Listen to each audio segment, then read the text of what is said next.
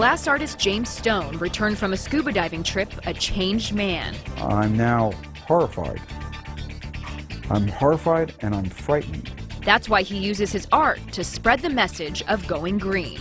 Now, from Channel 4 San Diego, Jessica Chang, Jack Gates, Jeannie Rodden, Corey Voss, and Dennis Morgino. This is San Diego Insider Magazine. An underwater dream vacation turns into an underwater nightmare when one local artist discovers the damages of man-made pollution far under the sea. As Jessica Chang reports, the images disturbed him so much he changed the way he pursues his profession so that others can get the message about how important it is to go green.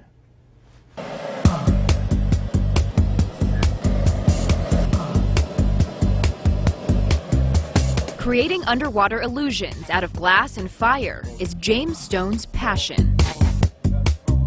Glass making goes back over 5,000 years.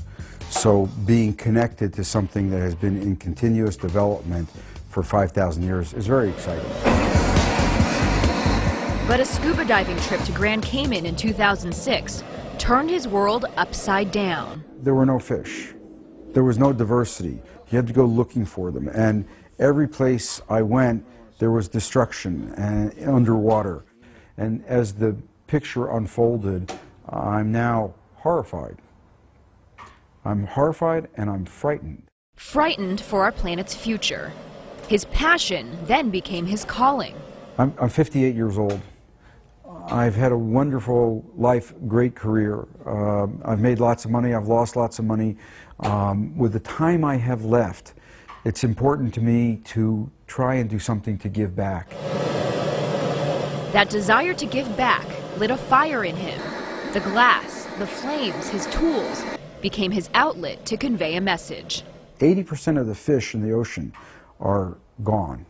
You have huge dead zones where nothing can live. You have huge zones where, because of the currents of the ocean, garbage is just piling up. His first piece with an environmental message, a 17-foot-tall installation called Not Seen, Not Heard, but Felt. It's the story of what's going on underneath the ocean. When I sit and watch people come up and look at the piece, they'll look at the piece, and first they're in awe. They sit back and they go, oh, and then they start to look closer and they go, what is that? That's an oil drum that's leaking. You know, what is that? Those fish are dead. Since then, James has created 3 more themed sculptures. Treasures of a California Coast, depicting the plight of the bluefin tuna. Earth Echo. And the big spikes here are flame because we're actually burning the ozone off. And Sheephead. Size does matter. So they're taking out these old males and they're eating them and they're throwing back the young guys, and the young guys can't fertilize the eggs. So the eggs go unfertilized and they don't hatch. James is conscious about practicing what he preaches in his Rancho Bernardo studio. If I'm an environmental artist, I don't want to be part of the environmental problem. I want to be part of the environmental solution. At one point, the furnace James used to hold melted glass emitted 500,000 pounds of carbon dioxide a year. That's about the same amount 30 cars emit in a year. We didn't need devices as large as the ones we have because of the economy. We're doing smaller work. So he swapped out the burners. You can see how much smaller these burners are. And got a smaller electric furnace. Very, very tight spaces between the heating elements and the actual crucible, so you're not wasting heat in a big area. James estimates those changes have reduced his carbon footprint by about 70%. They've also cut down his propane bill from $5,000 a month to $1,200. Reusing resources also cuts down on cost and waste. James sorts out glass fragments to remelt and reuse. There's a piece that still looks good. As well as bubble wrap and packing peanuts. In America, we use everything once and throw it away. So if you live your life by looking at how many times you can reuse something, you'll have a positive impact on the planet.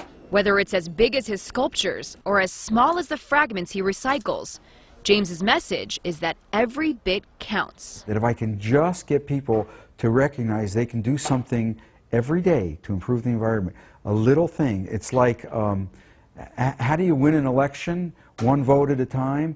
How do we improve the environment? One act at a time. James Stone's environmental artwork is on display in places like this, the Quail Botanical Gardens, and at the Long Beach Aquarium. He hopes his next piece will be on display as an urban tree along the Embarcadero in downtown. I'm Jessica Chang, Channel 4 San Diego.